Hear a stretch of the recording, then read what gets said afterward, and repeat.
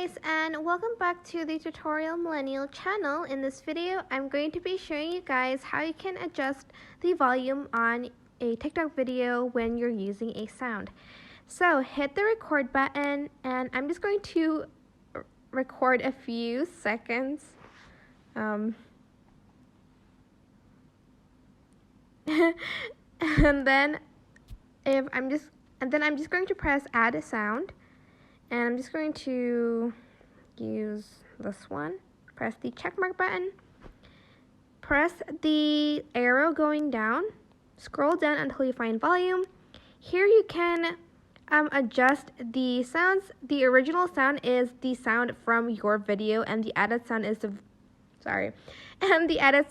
the sound you've added from TikTok. So for instance, you want to make the added sound louder and your original sound quieter, you can do that, or the opposite, or you can even turn both of them off. But that is basically it. I hope this tutorial was helpful for you guys. Don't forget to like, comment, share, and also subscribe to this channel if you haven't done that. If you have any questions, just leave it in the comment section down below, and I will try my best to answer them all. Thank you so much for watching. Bye!